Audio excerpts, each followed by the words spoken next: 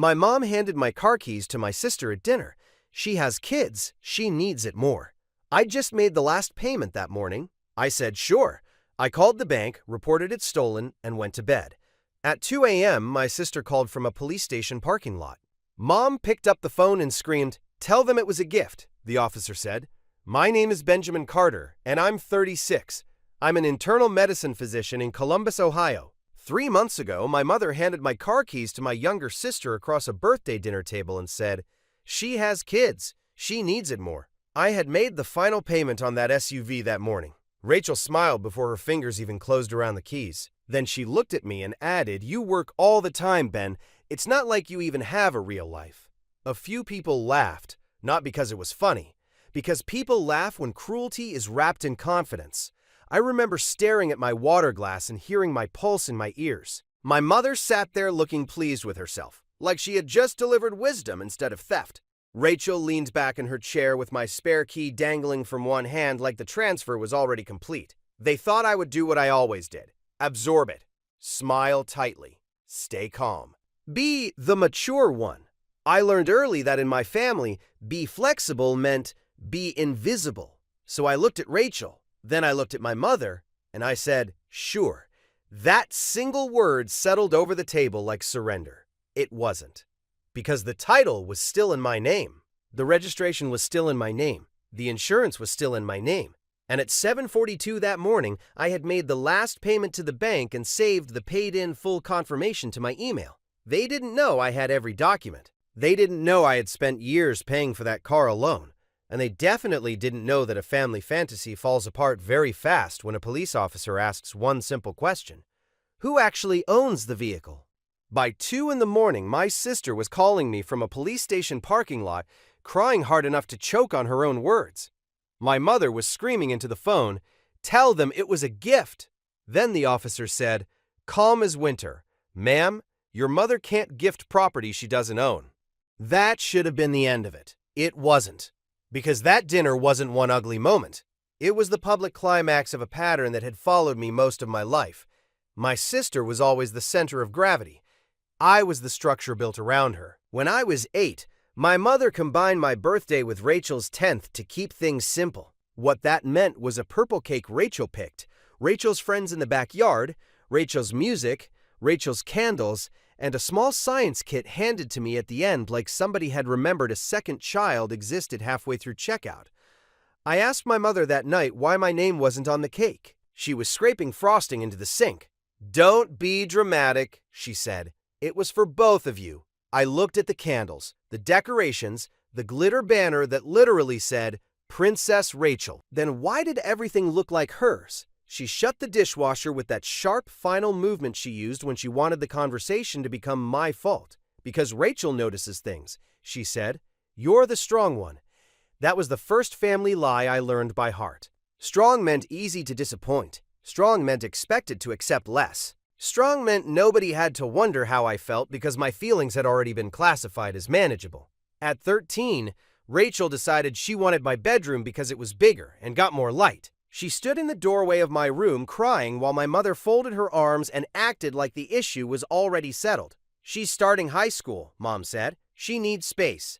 "I'm in school too," I said. Rachel wiped at her face and said, "You always get the better stuff." That was so absurd I actually laughed. My mother didn't. "Why does everything have to be a battle with you?" she snapped. By Saturday, I was moved into the smaller room facing the alley. Mom called it temporary. It stayed mine until I left for college. Rachel got my space. I got a lesson in generosity. That was the system she wanted. Mom decided. I adjusted. When I was 16, I won a statewide scholarship. It covered a huge chunk of college and came with a recognition dinner. For a few hours, it felt like something clean, something earned, something nobody could reassign. At dinner that night, my mother read the letter twice and said, "This helps all of us." "It helps me go to school," I said. "It helps this family," she corrected. "Maybe now we can save more for Rachel." Rachel looked up immediately. "For cosmetology school?" Mom smiled. "Maybe." I remember just sitting there looking at them both, realizing my achievement had lasted less than a day before it got absorbed into her future. Later that week, I overheard Rachel on the phone saying, Mom says Ben finally being useful is going to help me too. Useful. That word stayed with me for years. Not smart, not disciplined, not deserving. Useful. By medical school, I understood the role clearly. Rachel was the one life happened to. I was the one expected to solve whatever happened next. During residency, after a brutal overnight shift, my mother called asking if I could babysit Rachel's boys all weekend because Rachel needed a break. I'm on call, I said. Switch with someone. That's not how this works. Families help each other. I was standing in a hospital stairwell, exhausted enough to lose my filter. That sentence only ever goes in one direction. Silence. Then the sharp inhale. Then the familiar guilt. A day later, she texted, "You hurt Rachel's feelings. Not are you sleeping? Not how are you doing? Just the old family law. Rachel feels, therefore Benjamin is guilty." After residency, I got my attending position, bought a townhouse, and started building a life that was finally mine. Not flashy, not extravagant, just steady, orderly, mine. Then Rachel's husband started disappearing in cycles. Her finances got worse. Her minivan died. The boys needed rides, then school clothes, then groceries. I helped more than I should have because the children were innocent and because some stupid, hopeful part of me still thought generosity freely given might eventually be recognized as generosity. It never was. Mom turned every act of kindness into precedent.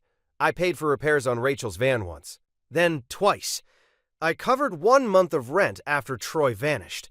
I bought new shoes for one of the boys after he quietly told me his toes hurt. I did those things because I loved my nephews.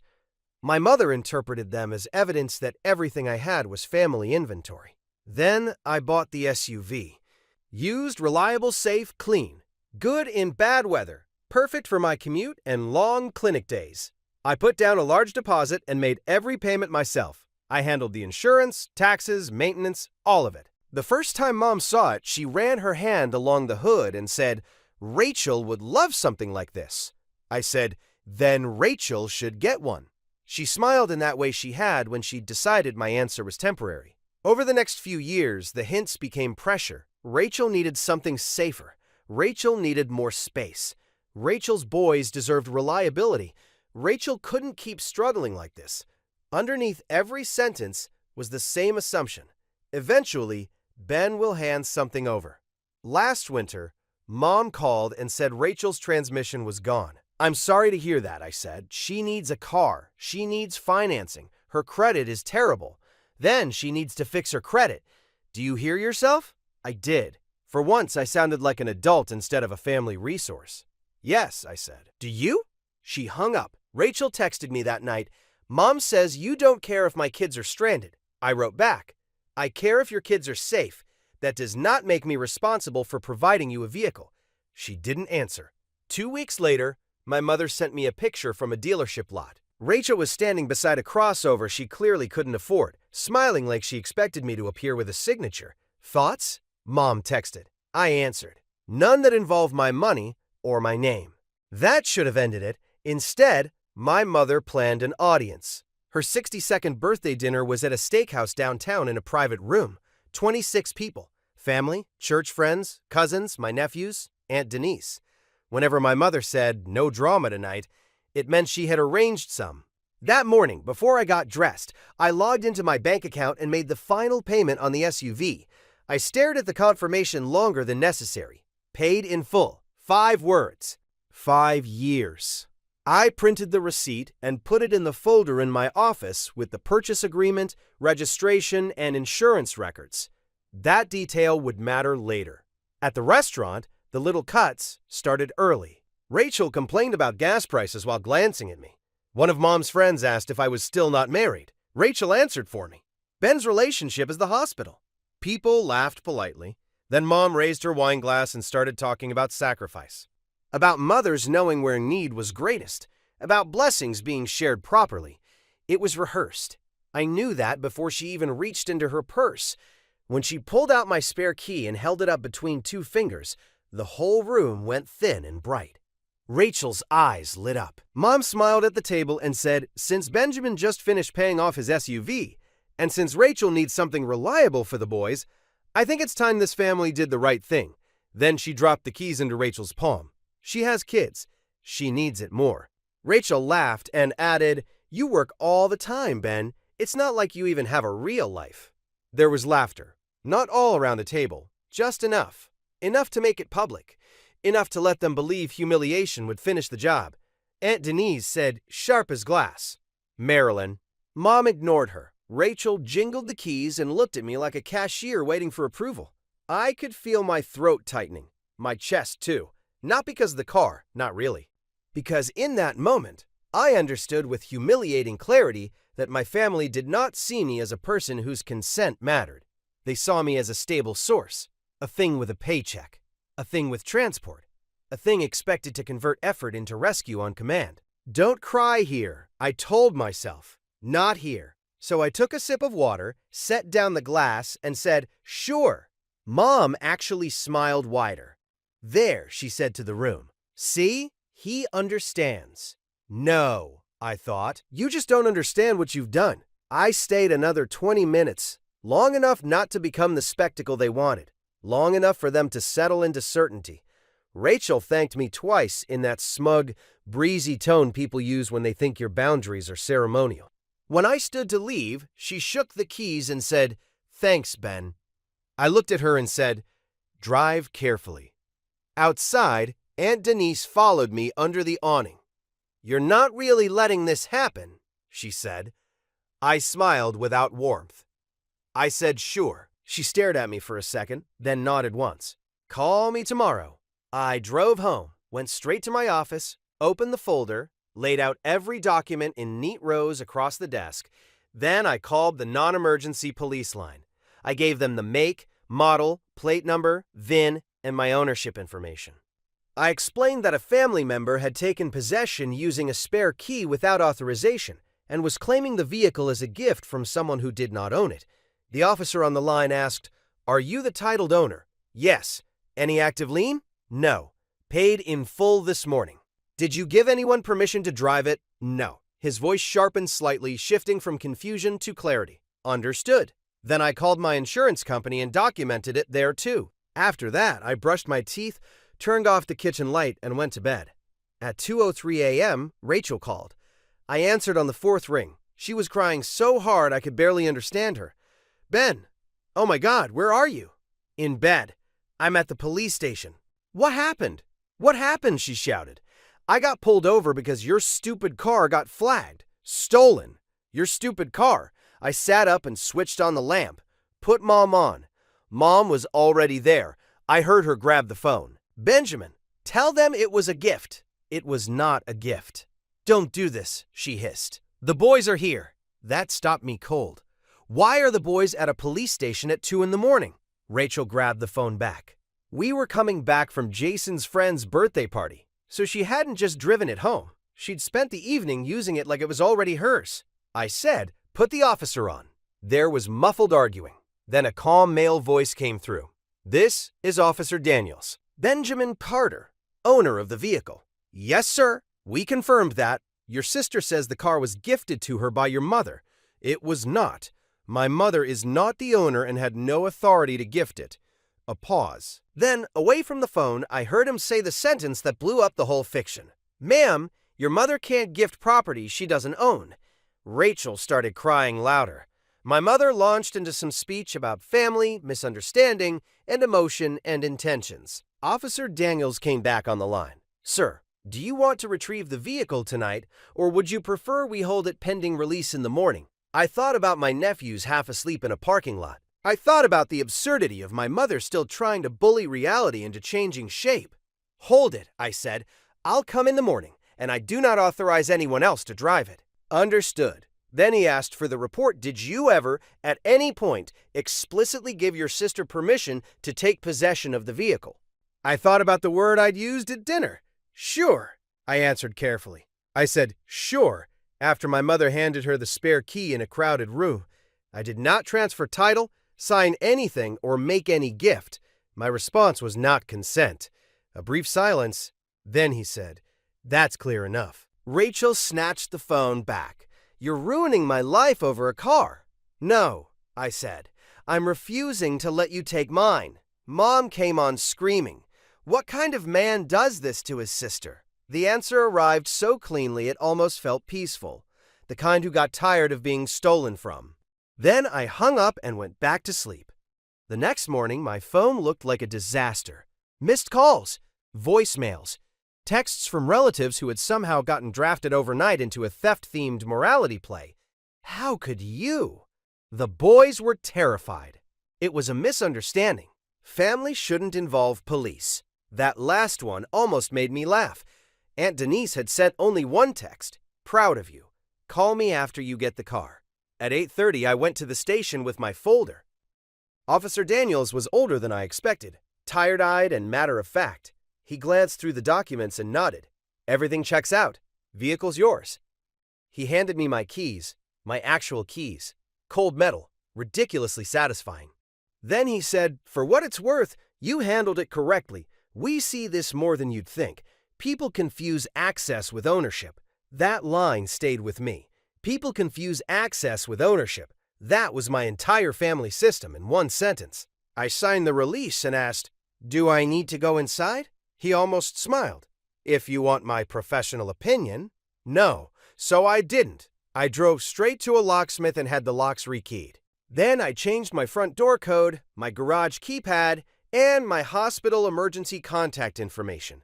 My mother had been on that list for years. I removed her before lunch. Paperwork calms me down. It creates lines where manipulative people prefer fog. That afternoon, Rachel texted, "You embarrassed me in front of my kids." Not "I'm sorry," not "Mom went too far." Just that. I replied, "You took a car that wasn't yours in front of your kids. That embarrassment belongs to you." She shot back, "You always thought you were better than us." That was the family defense mechanism. If I objected, I was arrogant. If I told the truth, I was cruel.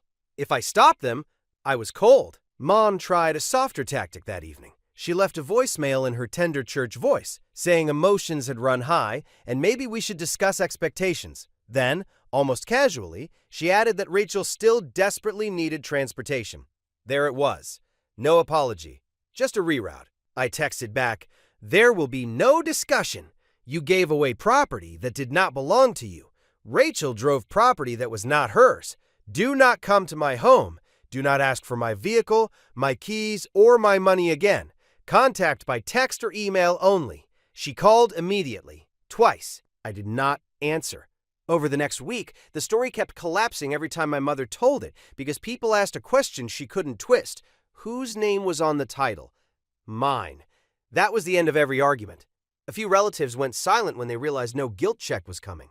A cousin texted, "I always thought they leaned on you too much. Sorry I never said anything." Aunt Denise came over with takeout and zero curiosity. She sat at my kitchen counter eating noodles and said, "Your mother called me selfish for supporting you." I laughed for the first time since the dinner. Denise shrugged. "A boundary only feels cruel to people who benefited from you not having one." That line hit me harder than all the shouting. Because it was true. 2 weeks later, Mom showed up at my hospital anyway. She was waiting near the outpatient elevators with that smile she used when she wanted access to look maternal. "Can we talk?" "No. I am your mother, and this is my workplace." Her face tightened. Rachel's car situation is getting desperate. Of course it was. Even now, after everything, she was still pushing toward the same target. Not remorse, not repair, just acquisition. I said, I meant what I wrote. She made a mistake. You made the plan. That landed. Her eyes hardened. "You think one career and one car make you judge and jury?" "No," I said. "I think ownership matters, consent matters, and I'm no longer available for this." Then I walked away. That afternoon, I emailed hospital security and requested that neither my mother nor my sister be granted access beyond public areas without my permission. Again, paperwork. A month later, I sold the SUV. Not because they had won, because I didn't want to keep driving a vehicle that had become a symbol of family entitlement. I bought something smaller and less noticeable. Reliable, quiet, unremarkable. It felt clean. I also updated my will, changed a few beneficiaries, and named Aunt Denise as my medical power of attorney. That decision shocked some people.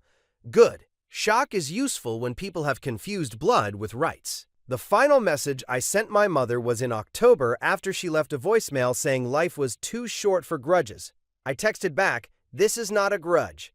It is a boundary. You publicly gave away property that did not belong to you, encouraged Rachel to use it, and then demanded I lie to police.